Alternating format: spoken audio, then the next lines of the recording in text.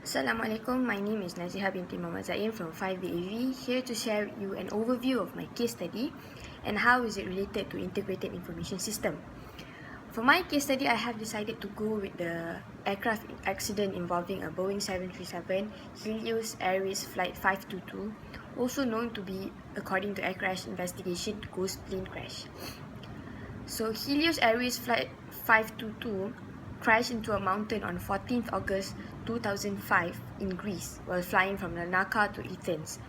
A lack of oxygen incapacitated the crew, leading to the aircraft's eventually crash after running out of fuel.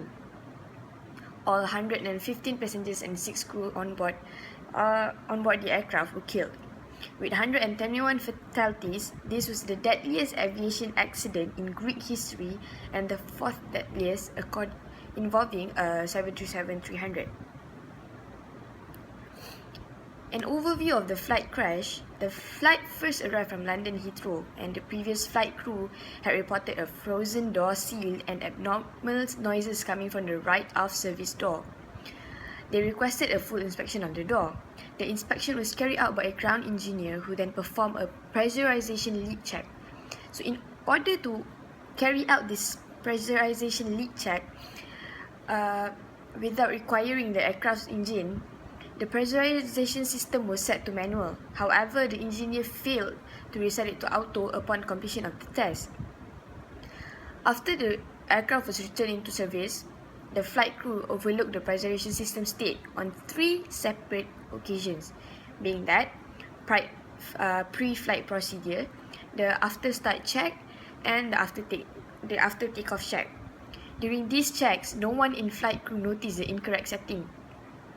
The aircraft took off with the pressurization system still set to manual and the aft outflow valve partially open. As the aircraft climbed, the pressure inside the cabin gradually decreased.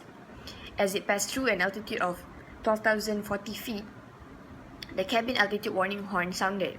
The warning should have prompted the crew to stop climbing, but it was misidentified by the crew as a takeoff configuration warning, which signals that the aircraft is not ready for takeoff and can only sound on the ground. Then several warning lights on the overhead panels in the cockpit illuminated. One or both of the equipment cooling warning light came on to indicate low airflow through the cooling fans as a result of the decrease in air density, accompanied by the master caution light.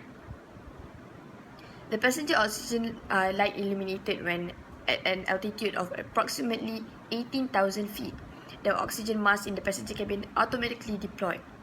Shortly after the cabin altitude warning sounded, the captain radioed the Helios Operations Center and reported the takeoff configuration warning on and cooling equipment normal and alternate offline. He then spoke to the ground engineer and repeatedly stated that the cooling ventilation fan lights were off. The engineer, the one who had conducted the pressurization leak check, asked, "Can you confirm that the pressurization panel is set to auto?" The captain, possibly experiencing the onset of the initial effects of hypoxia, by definition is deficiency in the amount of oxygen reaching the tissues, disregarded the engineer's question, and instead asked in reply, "Where are my equipment cooling circuit breakers?" This was the last communication with the aircraft. The aircraft continued to climb. ATC then repeatedly attempted to contact the aircraft. Without success, the aircraft passed from Cyprus Flight Information Region into Athens Flight Information Region without making contact with Athens ATC. 19 attempts to contact with the aircraft met with no response. The aircraft entered the holding pattern for Athens airport at 30,000 feet still. It remained in the holding pattern under control of the autopilot for 70 minutes. 2 F-16 fighter aircraft were scrambled to establish visual contact with the Boeing 737.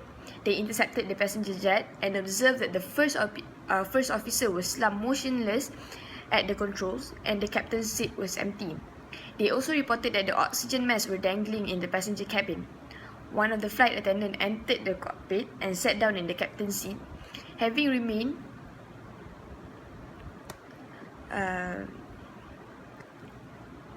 conscious by using a portable oxygen supply. Almost as soon as he entered the cockpit, the left engine flamed out due to full exhaustion.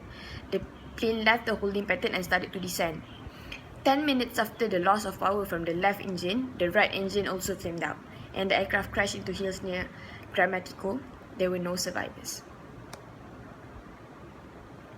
On 16 of December 2004, during an earlier flight from Warsaw, the same aircraft experienced a rapid loss of cabin pressure and the crew made an emergency descent. The cabin crew reported to the captain that there had been a bang from the aft service door and that there was a hand-sized hole in the door seal. The Air Accident and Incident Investigation Board of Cyprus could not conclusively determine that the causes of the incident but indicated two possibilities: an electrical malfunction causing the opening of the outflow valve or the inadvertent opening of the aft service door. 10 weeks before the crash, the aircraft's environmental control system was repaired or inspected 7 times after getting complaints about the air conditioning problem of the aircraft. According to the accident report, the direct causes were: first, non-recognition that the cabin preservation mode selector was in the manual position during the performance of the pre-flight procedure, the before start checklist and the after takeoff checklist. Non-identification of the warnings and the reasons for the activation of the warnings. Incapacitation of the flight crew due to hypoxia, resulting in the continuation of the flight via the flight management computer and the autopilot. Depletion of the fuel and engine flame out and the impact of the aircraft with the ground. From the story I have just explained, I can conclude that the preservation system failure that occurred falls under soft failure.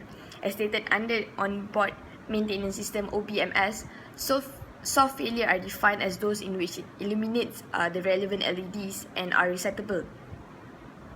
From the previous explanation, the pilot did ask where were the equipment circuit breakers, indicating that it was resettable, hence proving that the failure is indeed soft failure.